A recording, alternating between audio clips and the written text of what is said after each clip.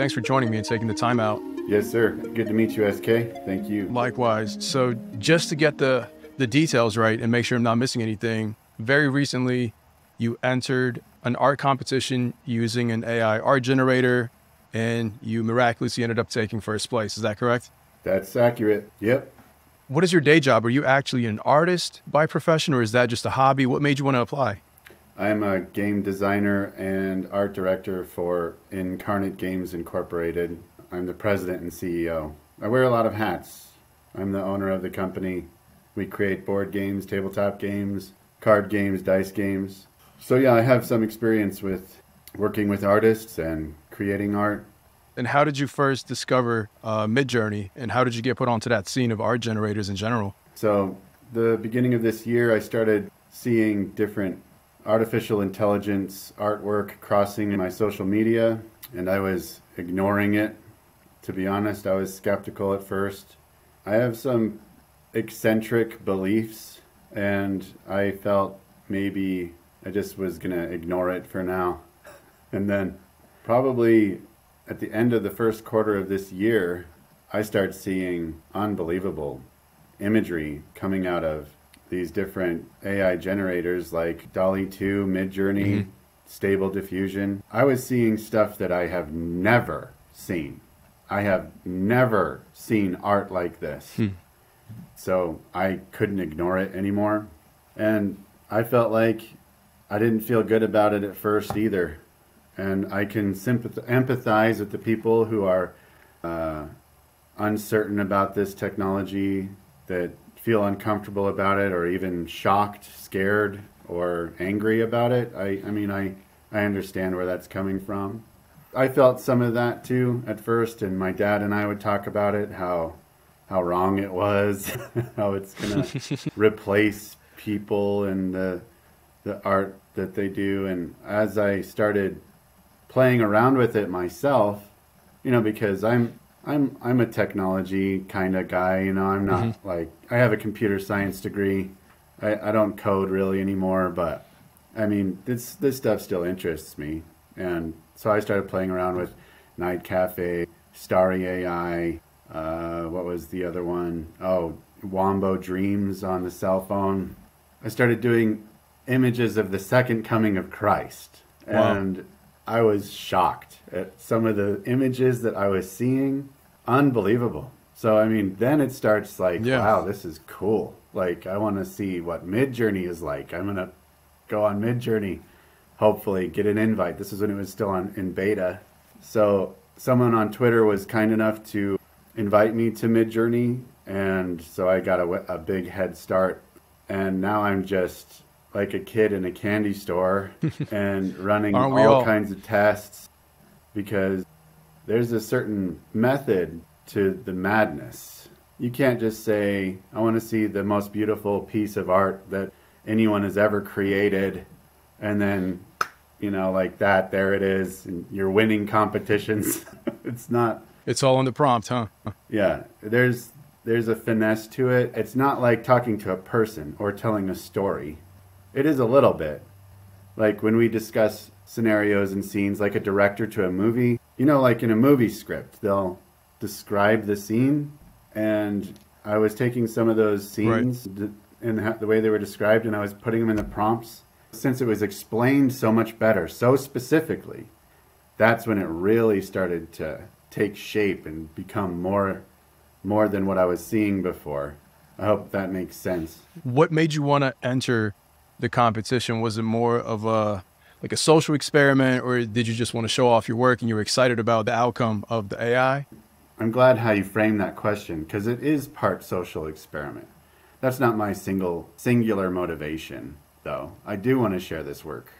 I was thinking that way first, actually. This is part of a larger project. Space Opera Theater is still in development. It's going to be hopefully released by the end of the year. Fingers crossed. As I'm going along and I'm doing this, and I'm just mesmerized and awestruck by what I was able to come up with after having done so much testing.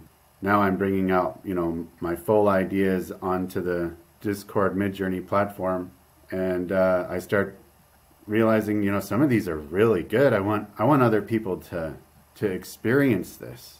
I realized the state fair is coming up, and maybe it would be cool to enter this into the contest and just see how it goes. It'll at least further the debate. So really, I'm just thinking, if I do well and I can at least place, I can continue that debate, bring that debate out of Discord and into the general public, and so to speak, just be part of the larger conversation. And wow, I set out to make a statement with Midjourney, and did I ever? I had no idea that it would You blow certainly up. did. It was overwhelming a little bit at first, but I think I've got the right attitude about this, and I'm here to help people understand. Look, it's not as terrifying as you think, and the ethics of it shouldn't be pointed at. You shouldn't be pointing at the people who are choosing to use this tool as the method or outlet for their work. And also, you shouldn't be demonizing the technology, I don't think, either. That's the wrong attitude to have. I think the ethical question, because you're all about disruptive technology and researching how this is going to affect larger business and e-commerce as a whole. And yeah, it is. It is definitely disruptive technology. It's probably one of the purest forms of it, and it's in the purest sense. But the ethics of where all of that lies is in the corporations and people with people. If you're going to want to replace people with machines to save a buck, that's on them. It's really not on me or on the technology itself or the artists. And that's the conversation we need to be having. So I'm glad we're doing that now. Do you consider yourself an artist in the traditional sense prior to the AI generator stuff? So I've drawn. I've used to do like anime art, manga, and I was actually pretty good at it. But I've always been a very imaginative, creative person, and I have a huge appreciation for the arts and for the artists. When I formed Incarnate Games Incorporated, I made a point, and you can ask any of the artists I've contracted with in the past, I would make a point to spotlight them as an artist and put them at the front of the work and give them all the credit, and they retain the copyrights to the work, and I'm basically being given a contractual license, an unlimited license to use their work for our board games, etc., whatever it is. And I think I've kind of sidetracked off of the point of the question, but it's all good. I'm just wondering, do you envision your company using Midjourney AI or similar AI generators going forward to aid you in the design of these games or to produce some of the visuals? Well, we've already used it for ideation.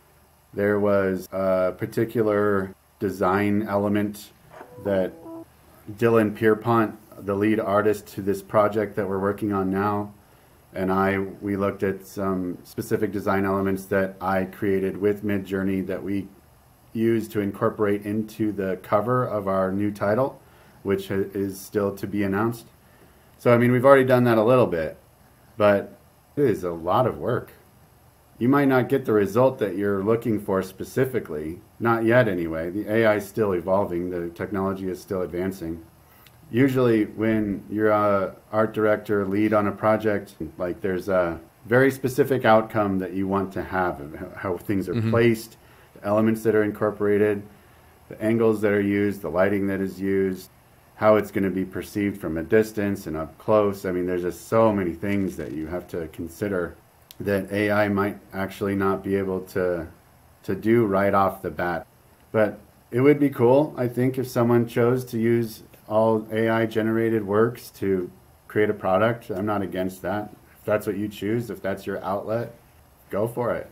I think I read something by you, maybe it was an interview you did. I thought one of the most maybe underappreciated points were that you mentioned you finessed a certain recipe or a prompt almost for prompt making that you were going to share later on. Can you talk a little bit about that and what you meant by it?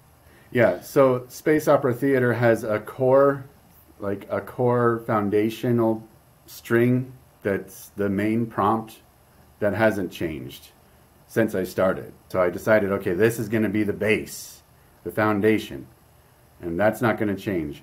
But after you get past that, there's other things like the composition, the aspect ratio, the lighting, post-processing, a lot of different little elements like that that I would change as I generated different iterations. And yeah, it takes a lot of time.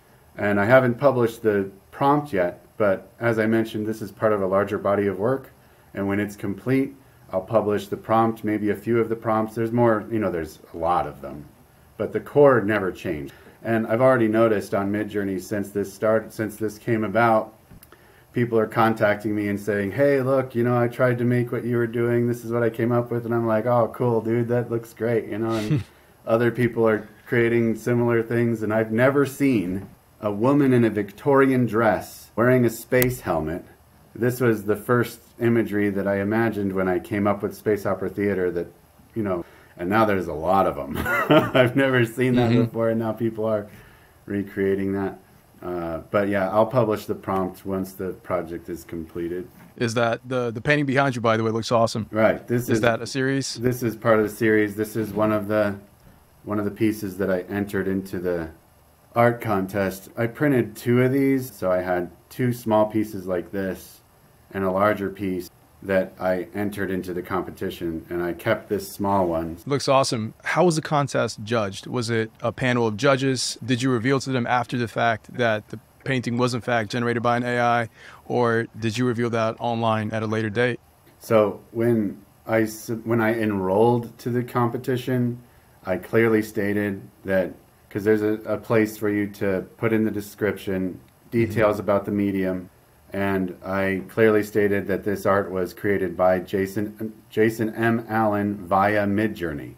Then, when I actually submitted the art pieces, I printed them out, wired them up, took them to the Fine Art Center gallery at the State Fair, and when I physically brought them to them, the lady asked me how it was that I created it. And she said, "Did you use your computer?" I said, "Yeah. These were made by my computer using a tool called Midjourney." And she said, "Okay, well then that means it needs to be in the digital art category, because this is the first time I've ever entered in an art contest." No, there's categories. Right. Well, the category was digital art / digital photography. So I was like, well, it's not a photograph. Anyway, they cleared it all up, said the best category is digital art because of the method and the medium that you used. So I'm like, okay, yeah, whatever you say, that's how we do it. And that's what they did. And the judges, it was 2 judges, I think, that they said that they were immediately drawn to my piece, that it had a full story to tell. And now that it's gotten so much media attention, they admittedly, they said they didn't know that Midjourney was artificial intelligence generated artwork. It's really not my place to tell a judge of art what their job is. It's not my place to explain the art world to someone whose job it is to judge art, So anyway, that aside, they said even if they knew that it was artificial intelligence that generated it, or that was used to generate it, they still would have awarded me with first place. So what was your reaction? I knew that it was good. I knew that it was very good, but I didn't know what to expect, honestly. Everyone wants to win. Everyone hopes that, they're going to place and be the one. I feel like some people out there think that I should have expected to win. Like, because you were using AI, it's like going into a marathon and crossing the finish line in a Lamborghini. And I'm like, oh, well, earlier this year, all of you were saying that AI would never be able to do what you do. So which is it? So the AI is never going to be able to create art as good as you, or even be in the same realm as a creative until, far into the future. And they deny it. And then turn around, fast forward to a couple weeks later, I'm winning in a contest, and they're like, hey, he's driving a Lamborghini in a foot race. It's like, nah, that doesn't work with me, man. You guys were convinced this couldn't happen, and now it's staring you in the face. So shock, anger, scared, so I think that's part of the backlash. I'm here to say, it's not here to replace you. That's not the point. Take a page out of Peter Moorbacher's book. This is what I'm saying. Even Dylan Pierpont sort of stated some of this too. It's a tool. You can use it to incorporate it into your own work. early adopters, they're the ones that usually tend to go forward and make something out of new technologies all the time. And we see this happen over and over again with art movements, as even as far back as the Impressionists or the Symbolists, all kinds of different art movements. Even the camera, portrait artists were afraid that their jobs were going to be replaced by cameras, and were saying the same argument that this guy doesn't have to do anything, he's just standing there and pushing a button. It's really similar to what people are saying about, well, the negative people are saying about this right now, that I didn't have to do anything. Oh, I just, typed threw some word salad into a prompt and hit enter and won a contest. It's not that. How about you just try it out? And that's another thing. I see the best prompt crafters are already established artists. They know the language. They know what to say. They're artistic. They're probably more artistic than me, and they can create unbelievable work. You just got to give it a chance, embrace it, so we can, adjust to this new disruptive technology and move forward. I mean, I definitely see the criticism and the reason people are upset. I don't think it's so much that an AI tool was used to win. I think it's more so the perception that the level of input compared to the level of output is almost disproportionate. Whereas in Photoshop, I might spend 5 to 6 hours crafting a composition, and you might achieve something comparable to that with, let's say, 3 minutes of tweaking sentences. And at that point, the art competition is no longer measuring the dimension of skill set, which it's intended for, which is maybe the craftsmanship of the human eye to play with colors and compositions. And all of a sudden now it's almost selecting for an entirely different, maybe linguistic dimension. Maybe. Well, I brought that argument up too, where are we judging based off of the level of effort, or are we judging based off of whether or not it's aesthetically pleasing? Are we looking at it as art, or are we looking at it as how long did it take you to make this? I feel like, isn't that the purpose of technology, is to make our lives easier, to reduce the time that it takes to complete a complicated task? I mean, if you look at a computer, the basic function of it is to take tasks that we don't like to do and make them easier so we can get things done faster. And now that we're doing that with art, it's like, oh my God, everyone's losing their minds. Well, just slow down, look at it for what it is, appreciate the technology for what it is. Also, appreciate the process of what we have accomplished in the sense of art. Isn't that one of art's purposes too? Is to shock people into shaking them up and realizing, oh, this is a new movement. Here we are. This is happening now. And that's what I say. Artists, once they get past the shock of it, perhaps they'll be able to get past it and be willing to adjust. Because, that's the purpose of technology, to make things better. So going forward with art competitions, I was thinking, well, okay, maybe we just have a separate category for AI art and eliminate the controversy. But then I started thinking, well, how do you prove that a painting was generated without any AI, right? That gets into a very tricky territory as well. Yeah, I don't want to be crass, but I mean, there is credence to some of this that people are saying, and I don't think it's in the sense that they're wanting it to be. Where I'm coming from is it's almost like the accessibility of this is what they're against. I think that anyone can use it, anyone can do it. Gatekeeping, essentially. Right. Yeah. So does that mean that there's no such thing as an honest artist anymore? Because there's no way. I mean, if there's the potential that you could be using AI, let's say you're having artist's block. Well, I know I kind of want a scene that's like this, and it has these figures in it, and this is the setting, time of day. I just don't know I don't know where I want the building to be, and I can't figure out the composition. Well, I'll just come over here, use AI, get some ideas, go through a few iterations. Oh, this is it. This is perfect. This is the composition I'm looking for. Print that, come over here. Now I'm just going to recreate this like totally organically, right? This is a reference. I'm going to make the piece, whether that's painting over it or completely from scratch, so they make the piece entirely, paintbrush to canvas, and they put that into a competition, Was that AI work? Yeah, And I it mean, gets really because philosophical. that's the extreme side of it.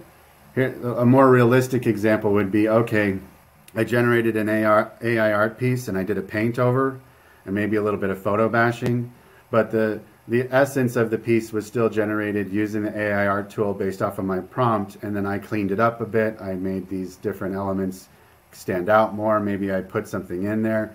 Clearly, my art is in there with it too. Is that AI art? Or is AI art Yeah. just I type it in, hit enter, hands off? That's a form of art. What we're just talking about. Like, okay, so how hard is it to make AI art and not edit it at all? It's nearly impossible. So the people that are coming out with really great pieces that don't even have to be touched, that are perfect the way they are, like, sell it. That's it. Wow, I mean, that is a work of art. You created something without even having to use your hands. I mean, I don't want to be cantankerous about it. I know it's a serious issue, but I mean, we just need to look at it for what it is and stop, throwing people under the bus. Yeah, yeah. I come from that background. I have a degree in art. Growing up, it was from graphic design, digital art, painting, the whole nine. And to me, these tools are just about accessibility. It just broadens the category of who we get to call an artist, really. So I hate to see the gatekeeping aspect of it, where people who are threatened because they've invested decades honing a certain skill, all of a sudden are matched by somebody who obviously has not put in that much reps in, which to me is a great thing. It's a net positive for society, for everybody to be able to create and manifest their dreams. When I think how many people have super interesting paintings trapped inside of their minds that they can never get out, right? AI generators enable people to manifest them into the world. Yeah. How do you see AI art generators disrupting the gaming industry the next 5 years? We have Midjourney, we have Stable Diffusion, which is extraordinarily impressive, partially because it can run locally in your machine and generate things in seconds as opposed to minutes. Video is presumably around the corner, and animation. Yeah, I envision that a time where, the game Dreams, Sony Dreams, where you can create your own games. By Media Molecule, yeah, I know that Media game. Molecule. We might start seeing something like that at first as the technology starts getting much more powerful, where you're using it to create your own games using AI generated ideation or assets or whatever. But eventually we'll get past that growing phase into gaming to where we are full on Neuralink, imagining the game scenario unfolding before our waking eyes. It's going to be the most addicting drug ever created of all time, where people are just like in the movie Inception, where the dream has replaced their reality. And I mean, if you want that, go. I mean, if that makes you happy, if that's how you want to live your life in a virtual place without people and no physical social interaction, then that's your choice. I see it going there. I mean, we're going into the Minority Report, Inception, Matrix future, and it's going to be different than how we're imagining now. But yeah, I just envision imagining something and it literally being like a feedback loop, where I'm imagining something and then my perception creates a reaction to that, and then I create something new, and it's just going to be until where our mind melts in our cranium, and who knows? I mean, it could be crazy. It could be crazy. It's really interesting you say that, because I had a very similar concept of using those brain reading devices, not quite like Neuralink, the ones you can strap on for like $150, to couple those with VR and then procedurally generate worlds like, what's that game? No Man's Sky. No Man's Sky. So you can just kind of, based on your neural activity, generate your own worlds and explore them, and they're kind of feedback loops of your own thoughts, essentially, as the seeds to those worlds. Yeah, we're going to that. I mean, anything that we imagine, we go to it. We're so we're Right. heading there. And if Neuralink is what Elon Musk is saying that it is, then yeah, AI has the potential to be the most disruptive technology of all time. I was thinking about this before I got on the show with you, that maybe this is critical disruption. Maybe it's a new level of disruption, like a critical mass of disruption, like the singularity. It'll just replace entertainment, movies, video games, art, our jobs, if we let it. If we let it do that, that's our fault. Like, we're doing this to ourselves. It's not my fault that I'm the messenger, right? I'm bringing this up. Look, hey, we need to talk about this. Are we going to just let AI steamroll all of us into non-existence, the post-human industrial era? Yeah.